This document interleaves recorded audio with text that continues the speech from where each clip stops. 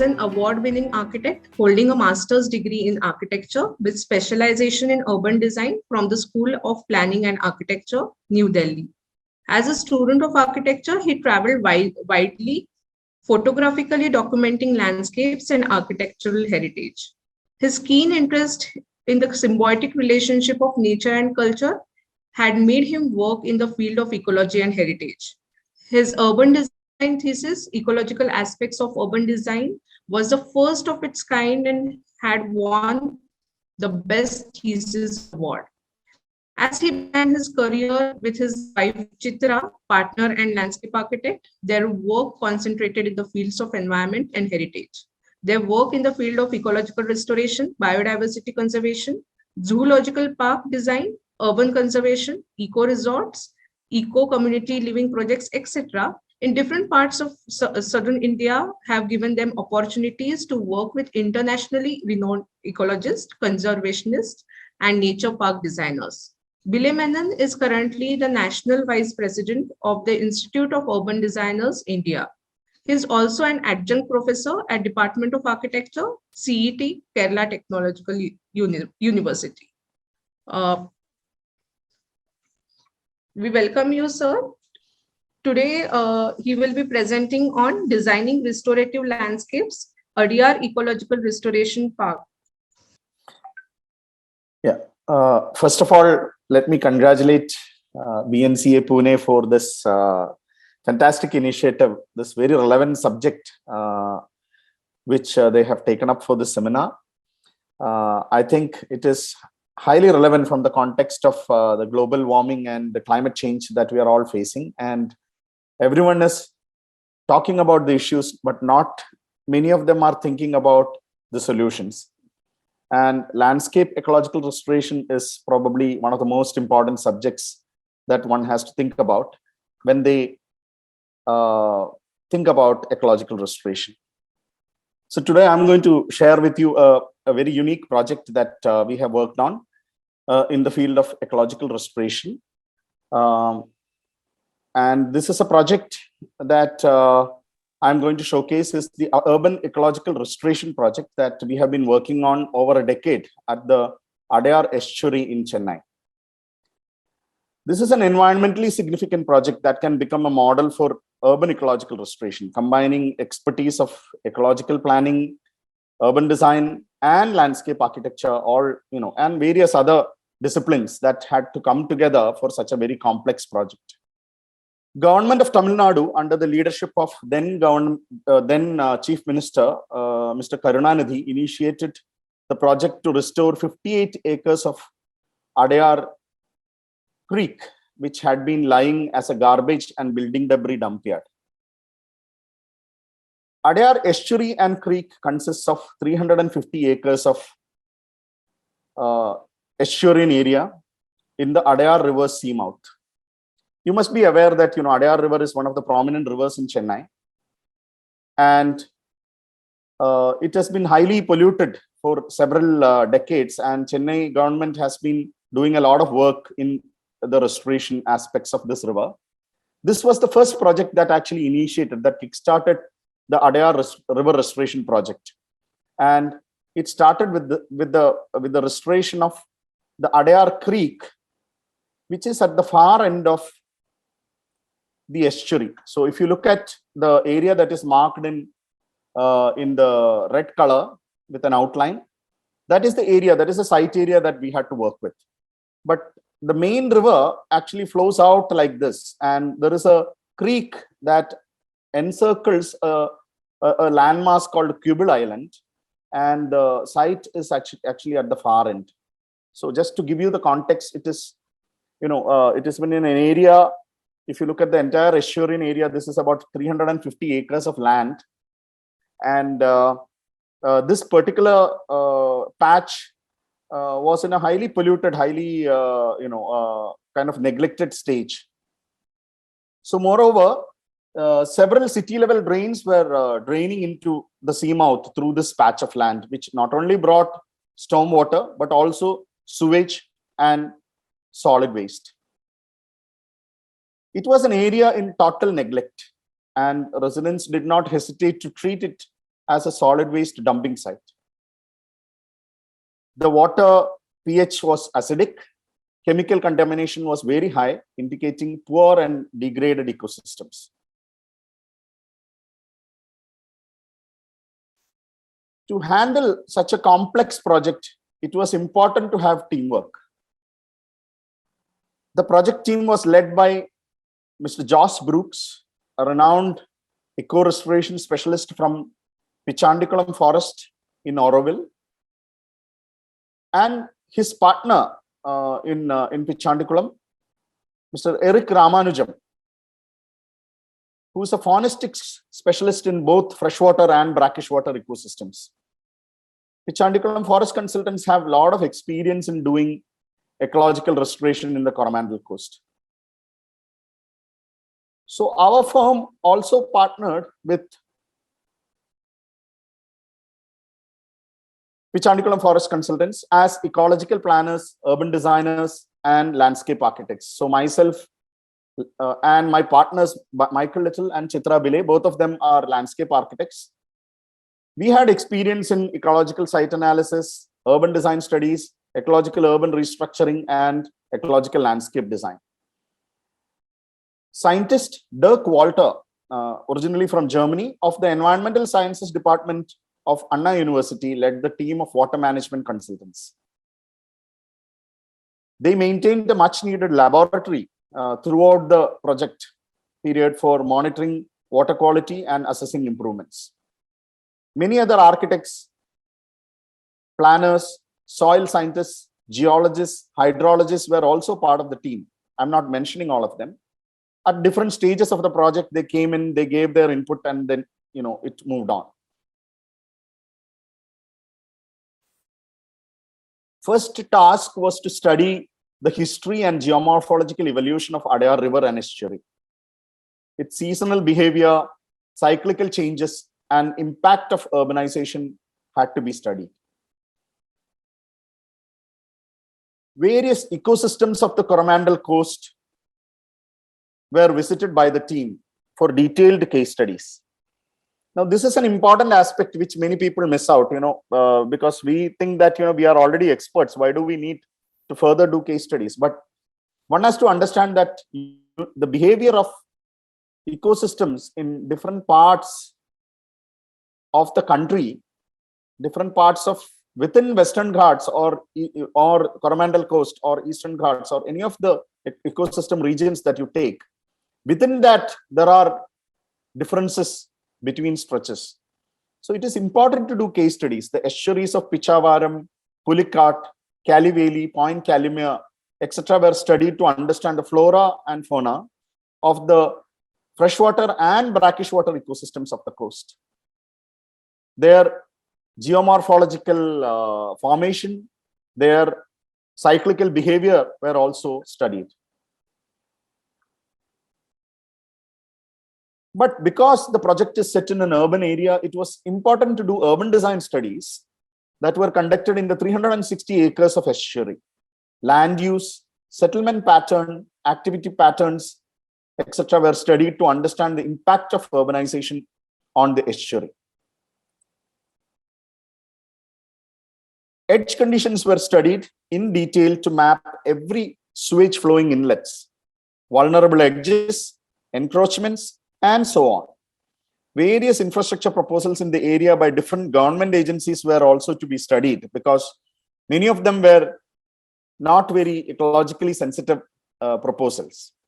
Yet another aspect in an urban area is the public transport facilities and understanding the traffic flow pattern. People's movement, activity patterns, etc. also are important aspects of the study. A baseline survey of the status of the current ecosystem was conducted. The findings indicated how degraded the ecosystem was when compared to other estuaries along the Coromandel coast. A broad structure plan and proposals were made for the 350 acres of estuary. So although our area, the site area was only the area that is marked in the green color of 58 acres, we made studies and we made proposals a little beyond that. We actually went beyond our mandate and looked at the entire estuary, because we realized that if you don't look at the entire estuary and also the river and its issues, you are not going to restore a patch independently, because this entire system is connected. So it was important to do the larger studies. But after this, we went into more detail of the site. So this is the plan of the site, where more detailed assessment of land use and building density in the surrounding urban fabric had to be studied. An ecological site analysis was conducted, and detailed assessment of edge conditions were done for the 58 acres of site area. Conditions were presented to Chennai's Public Health Department, and all the sewage lines that were connected to this directly, the sewage was flowing into this area, that were reconnected back to city's centralized sewage system. So it took almost about 2-3 years in the beginning to do all these kind of studies and making presentations to various departments in the government, and then getting things right, because there were also encroachments that had to be removed. There were illegal occupation. There were a lot of other illegal activities that was happening because of the nature in which the area was neglected. So all that had to be handled. The study of the surrounding land use and the building density is shown here. A detailed traffic survey was conducted, which was useful to locate entry and exit points to the project site, and also plan surrounding sound buffers while attempting ecological restoration. So one had to understand, what kind of noise levels, how is the traffic moving, how do we, because this is situated in a city, so one cannot suddenly neglect everything that is happening outside and start planning. 8 observation wells were made for continuous weekly monitoring of the water quality by Anna University. So this was done even before the project was started. And then the grave condition of the groundwater was actually being examined before the project started. Throughout the project, the improvements were recorded, and even today it is being monitored. So it is important to establish scientific methods for not only for restoration but also for its evaluation. How what is the result of your work, and how is it improving, and and how can you scientifically prove it? This is very important, because this is not these are projects which has to become model for other projects. So such initiatives were done in the beginning itself. Flow measurements were recorded throughout the project period, during normal days and during monsoons and cyclones. Detailed investigation of the water body was conducted to assess nature of various types of pollution. So in many parts of the site, we had toxic pollutants. There was grave situation for the soil condition in some parts. So all this was assessed. Parallelly, a nursery was built and environmental education programs were conducted involving 18 schools in the neighborhood. Students were given assignments so as to familiarize with the Coromandel coastal ecosystems. You can see some pictures of how students actually engaged with the nursery and how they have actually further, started doing some interesting projects within the nursery and within the project site, so as to learn about alternative energy, so as to learn about relationship between plants and phonetics. So all these aspects were part of the project.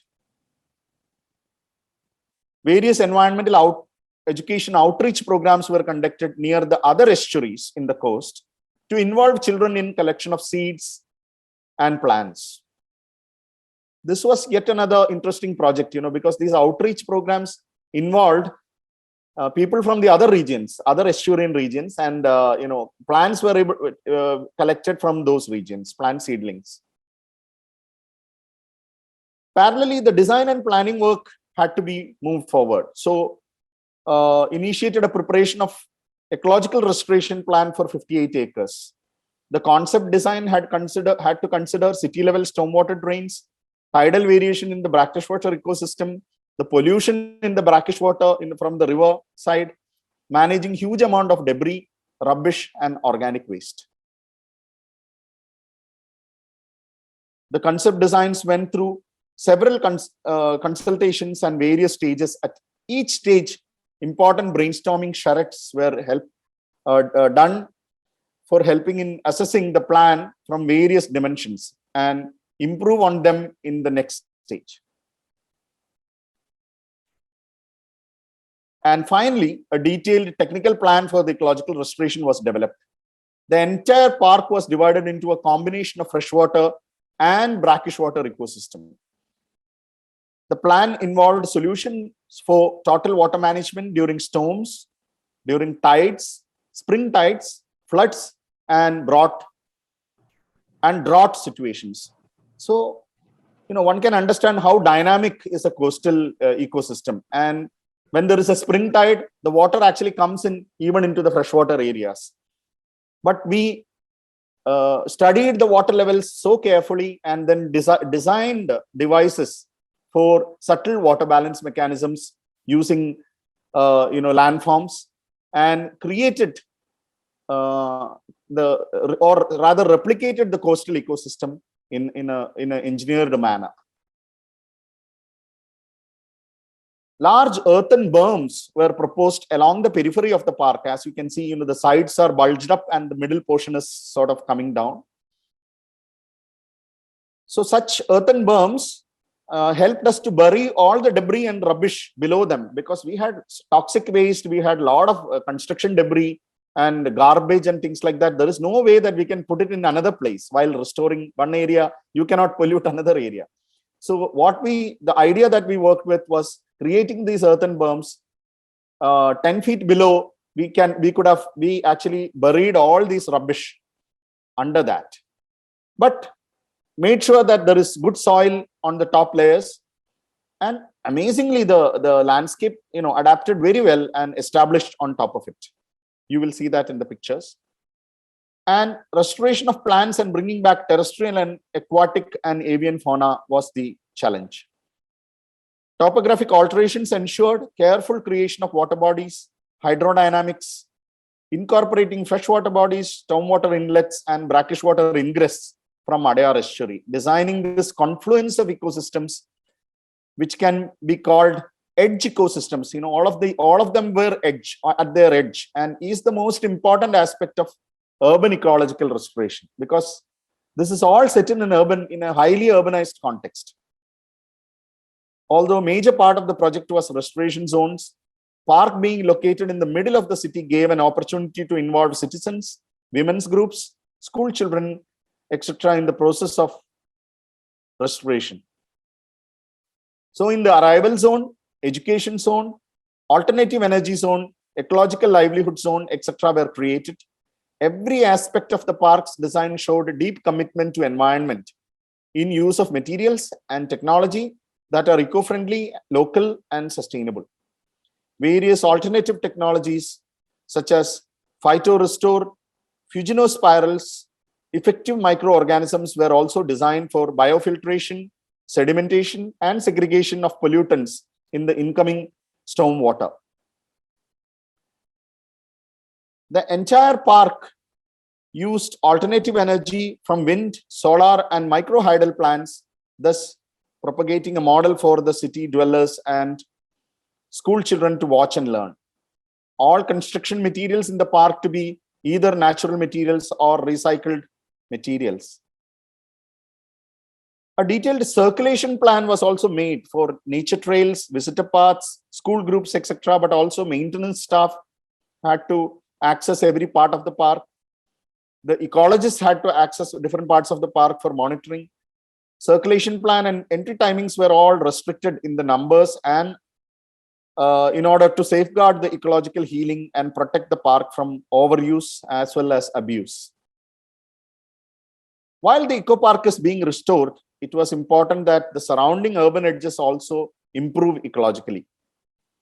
Improvement proposals were made for the roads surrounding the project area to include avenue planting, bicycle paths, pedestrian crossings, bus bays, etc.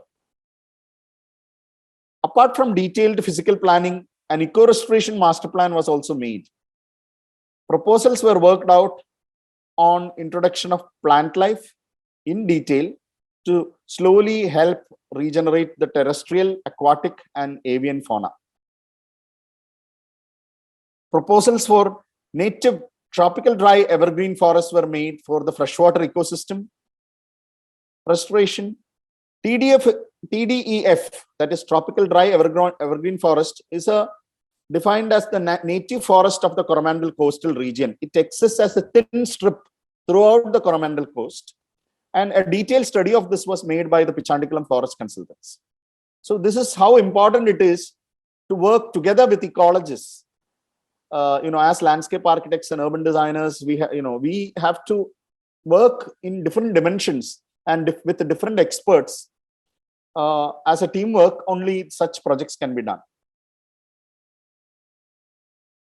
A total of 1.5 lakh saplings of 400 different indigenous species plants were planted in the restore area.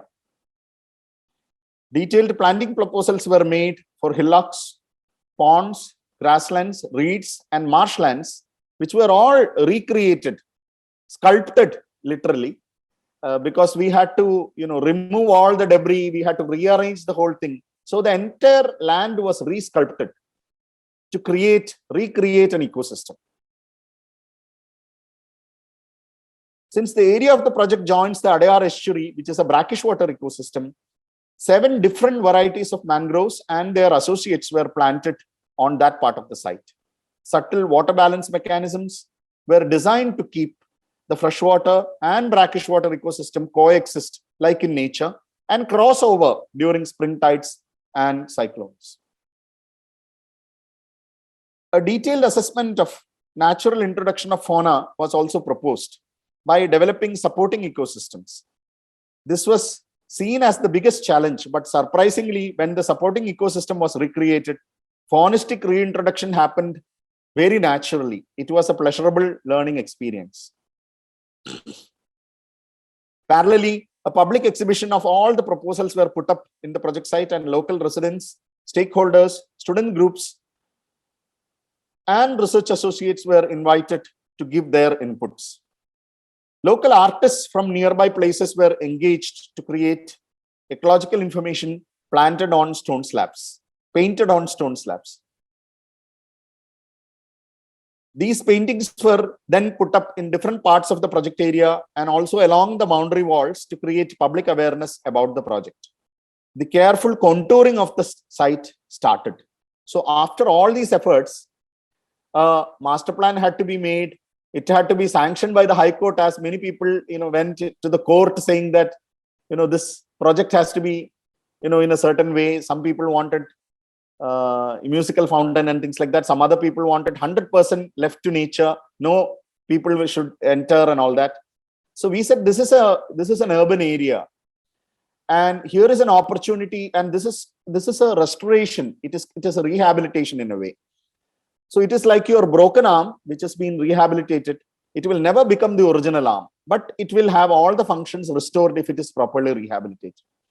So this is such a project which is existing in an urban area. Here is an opportunity for the city to interact and learn from nature.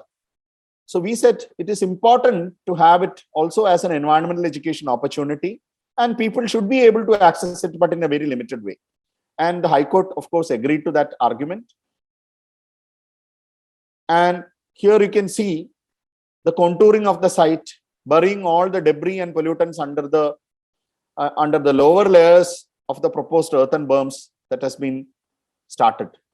Granite boulders were collected from various quarry sites along the coast, were installed as geological specimens, as artful installations, but also as boulder seats and landscape elements. Here you can see the right-hand bottom picture, the Chief Minister inaugurating the planting process. He's in a wheelchair. And you can see the team including the main people, Josh Brooks, myself. I am looking at the planting that is happening, the first planting. And the restoration process begins. So there was, as you can see, it's all local soil. There was no red soil brought back, or there was no special things that were added or anything like that. Of course, we collected a lot of cow dung for manure and things like that, but very, very, everything was, kept at the down to earth levels. It was a mammoth effort involving developing and planting of lakhs of seedlings. As you can see, spread over 58 acres of land. Here you can see the students groups involving in the planting and becoming future naturalists and custodians of the park in the process. They not only helped in planting, but they also did various projects, learning about different plants in the tropical dry evergreen forest, different mangrove species, interdependencies of various fauna, avian fauna and aquatic fauna, and their relationship with mangroves, their relationship with different trees and plants. And interesting exercises were also given to them for further studies, understanding, finding different kind of butterflies and birds and how they are related to each plant. There were also activities to engage the kids with ecological restoration of the park, such as student theaters, outdoor environment and natural history classes, naming the plants, birds, bees, and butterflies, etc. Citizens from the surrounding local residential areas were given awareness programs about how to recycle domestic waste, how to grow kitchen garden on your terrace, and elimination of plastic. All these were part of the outreach program, education outreach program. A team of people worked only on that. And what was once a dump yard for rubbish and debris and solid waste, as you can see, these were the pictures before the park was constructed,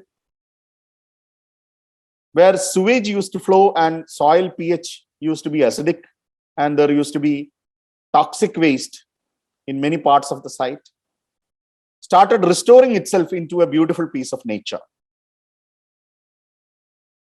You can see the restoration process, the inside pathways that are created for simple walks, but also for maintenance.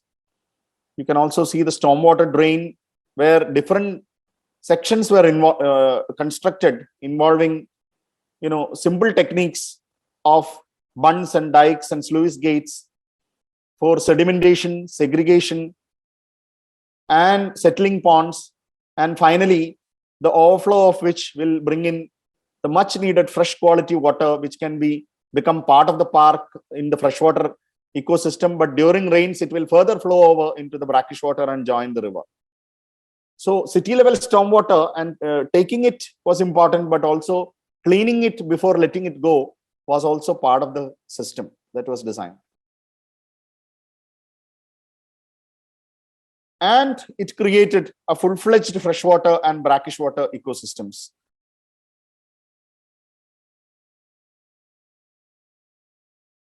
Developing its own forests and swamps and mudflats and mangroves. The effort resulted in creating a picturesque ecosystem where over 100 species of birds and over 100 species of fish, among many other amphibians, reptiles, and small mammals, have come back to the park. And it is restored beautifully as a Coromandel coastal ecosystem.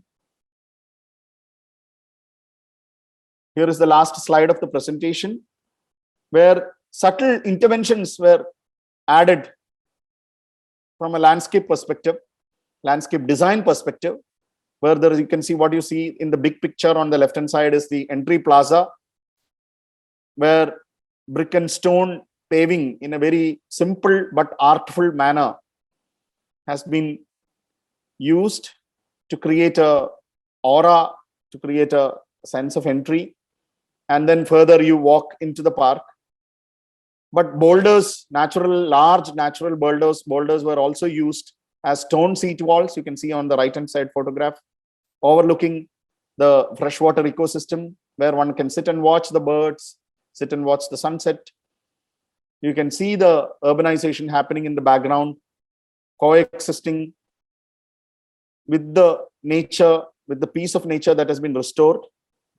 And at many places where one had to cross the water bodies and all that, wooden bridges were done on stone stilts.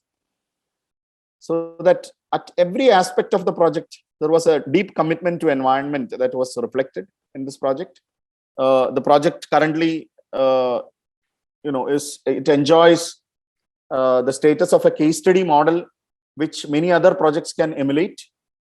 And it is these are the kind of efforts that actually happen not that frequently, but I think these are the kind of efforts which actually say that it is possible in an urban area to restore from a very, very derogated or neglected wasteland or neglected urban area where building debris or garbage or many other rubbish is dumped, can be brought back into beautiful ecosystems. And with those words, I conclude my presentation for further question and answers. Thank you. Thank you, sir. It was indeed a pleasure to see this presentation and appreciate it from landscape architecture point of view. It was good to see a successful urban project at the urban scale. I have one question that in this multiple stakeholder scenario, can you share your experiences as a landscape architect and interacting with the different agencies and stakeholders? Yeah. So here, I think, various stakeholders were there. In the beginning, the stakeholders were different. While in the beginning at the master planning stage, you have stakeholders like the Chennai Municipal Corporation. There is Chennai Metro. Chennai Metro means the name of it is the name of the sewage network that the Chennai Municipal Corporation has. Similarly, there was Adyar Poonga Trust who owned this piece of property, and there were a group of people who actively wanted a park here. They didn't think of an ecological restoration park. They wanted, so they created like, Adyar Poonga NGO. There were a few of those NGOs, Friends of Adyar Poonga, who wanted a typical park, typical urban park with musical fountain and this and that and all that. So one can imagine. So, and there was also, CAG, the Consumer Action Group, which very strongly advocated for leaving this piece of 58 acres to completely to forest and do not enter kind of situation. So we had to negotiate with all these people. There were encroachers, people who have encroached. There were many institutions as well as private people who were letting the sewage flow into this. So these were the challenges in the beginning. And one had to do many presentations at the master planning level to make them understand the importance of each of these thought process that I had explained during the presentation. And it was not easy, let me tell you, and it took a lot of time. In fact, the whole project took about 10 years to happen. So one has to have a lot of perseverance in such project. We can see the earlier presentation, also we saw how deep a commitment is required for that kind of a long-term association and long-term engagement with a project like that. So similarly, even in a landscape project like this, I think landscape architects should be willing to go a little beyond their comfort zone of sitting in their offices or meeting clients in a air-conditioned room and all that, and then out there looking at it as activists. And during the construction process also, there were different kind of stakeholders that one had to deal with. So it is a very, very challenging project from the managing the stakeholders perspective. Yes. Yeah, thank you, sir. There are a couple of questions. Piyush Seksaria says, thank you, Biley, brilliant work. Were there challenges as urban designers and landscape architects working with other technical teams like Pichkandiculam or with Anna University? So in our practice, we have actually previously we had worked on an ecological restoration of about 70 acres in Anekatti in Western Ghats. And we, as an office, we believe in teamwork when it comes to these kind of projects, because the information what an ecologist has is quite different from the information that you have as a landscape architect. The ecologist cannot make a plan, but he knows many aspects about the plants that we are going to use, or about the ecosystems that we are going to recreate, which is also an important information. So how do you work together? So of course there are challenges, but if you take it as a learning experience, then you can enjoy this process. Let me tell you, working with Anna University on the water systems, initially when we started, everyone was skeptical, because Anna University people talked about totally in a different language. They started talking about technical language with respect to water quality and all that, and we were talking about how do we recreate this beautiful landscape, and from an aesthetic perspective. Then, but very soon, the moment you started having those observation wells and the result started coming in, your area of dialogue started converging, and then you realize that there was a lot of learning experience back and forth. So the Dirk Walter, who was from Germany, who was the expert who engaged on behalf of Anna University, he was towards the end of the master planning session, he was actually saying that he learned much more than he contributed in the project. So similarly, all of us had the same experience. So it is important to collaborate, and if you take it as a chance to learn more, then I think it is always fantastic. Yeah, thank you, sir. It's really inspiring. Even Swati Sahasrabuddhe has posted inspiring presentation indeed.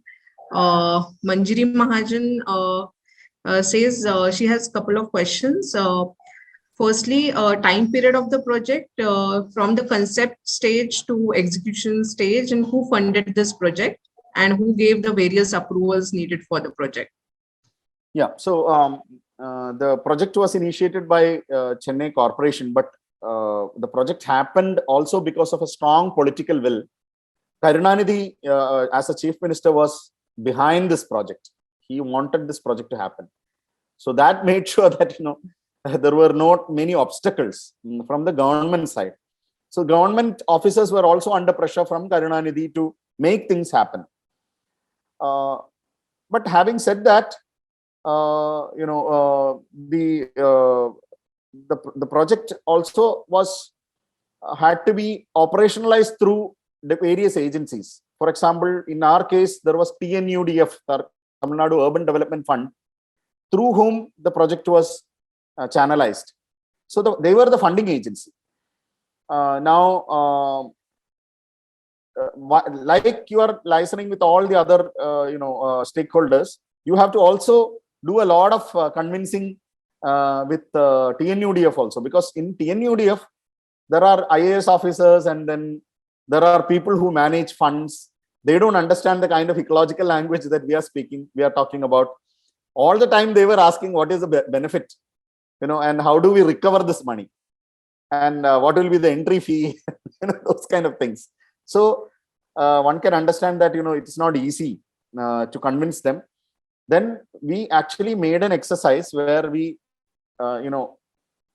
converted, we studied the carbon benefits and things like that deliberately, and put figures on everything, and convinced him that how much of a environmental restoration that is happening, and how much of oxygen that we are going to give back to the community, and what is the kind of education learning experience.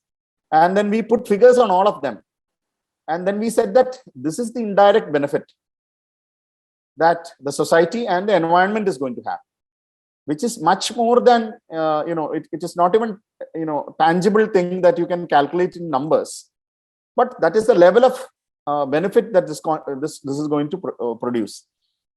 Even though many of the staff was they were reluctant to think about it, when this project was evaluated by UNEP, that is United Nations Environmental Program, those people came to TNUDF and we made a presentation.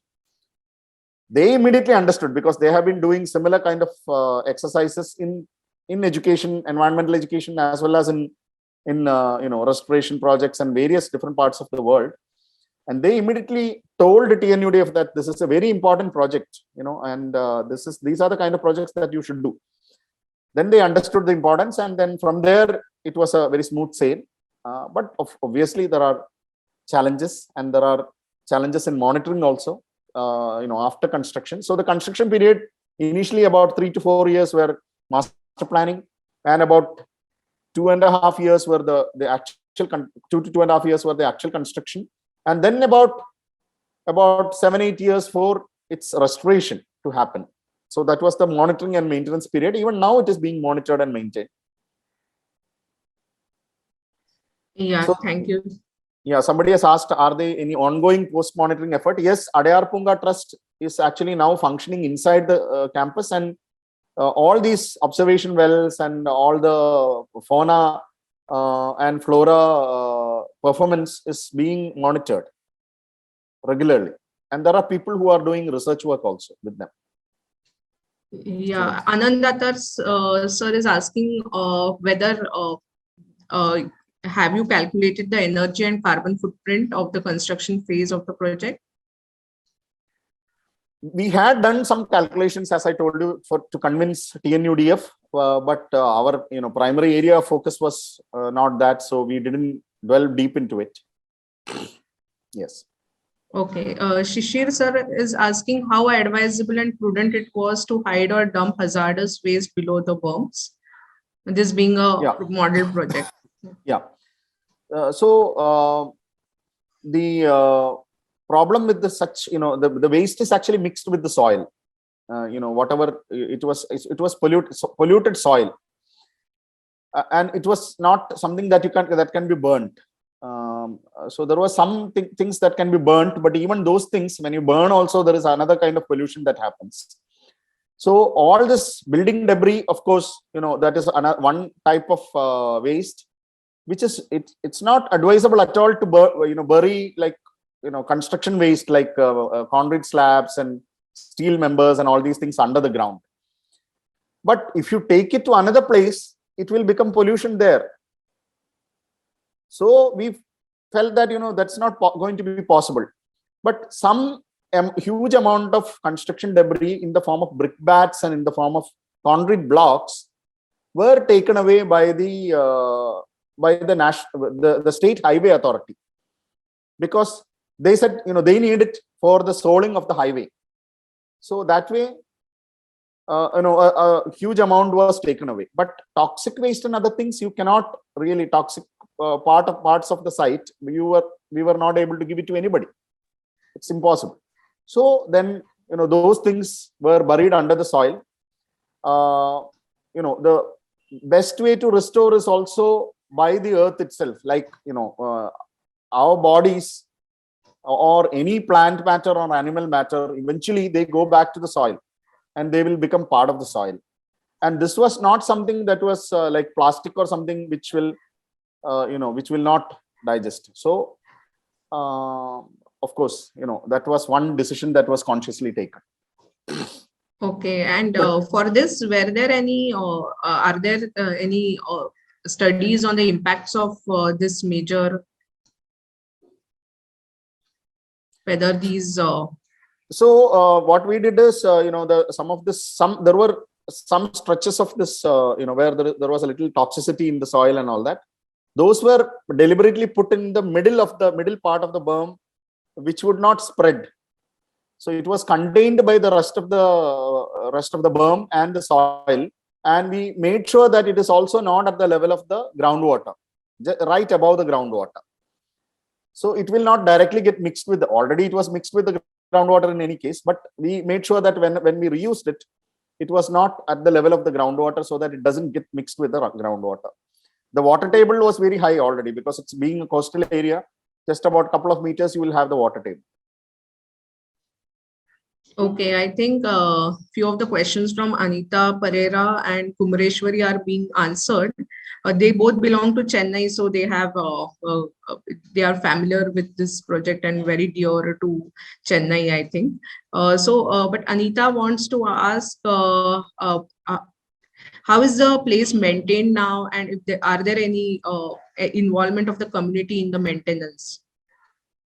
No, the community, of course, is involved, but not in the maintenance as such. But the community is involved in, they are because of all these interactive session with the surrounding community and the children, they all feel very much part of the project even now, and they keep coming in for walks and for some environmental education programs, some of these outreach programs on terrace garden and things like that. So such things they come in, but other than that.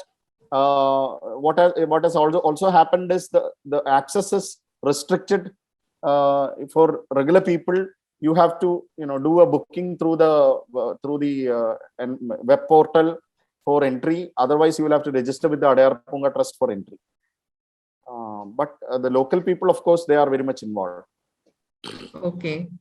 And how this project, does this project become a buffer from natural calamity after the restoration? And if yes, yeah, so there were two floods in two major floods during the cyclonic floods that has happened in Chennai. And water had actually come in from the riverside. It had come into the freshwater ecosystem and all that. It was designed like that to take up a short period of abuse from the brackish water ecosystem, and it worked fantastically well. And it actually didn't destroy anything because there was nothing to be destroyed. In fact, there were no soft interventions anywhere. If you see the entrance plaza or all the things that were designed, they were all very robust installations. So as far as the landscape itself is concerned, TDF, once it is established, it is very robust. It can take a certain amount of abuse. That is why TDF is already part of the Coromandel coastal ecosystem.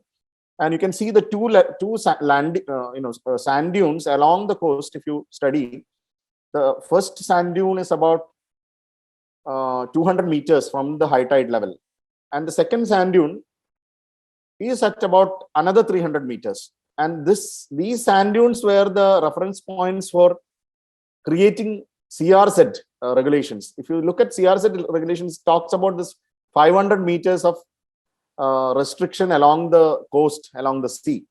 And that came from the studies of this Coromandel coastal ecosystem. And also it is existing in the Konkan coast as well, in the Malabar coast, but intermittently, because there are lot more large water bodies which divide them, and there is a lot more urbanization also that has happened.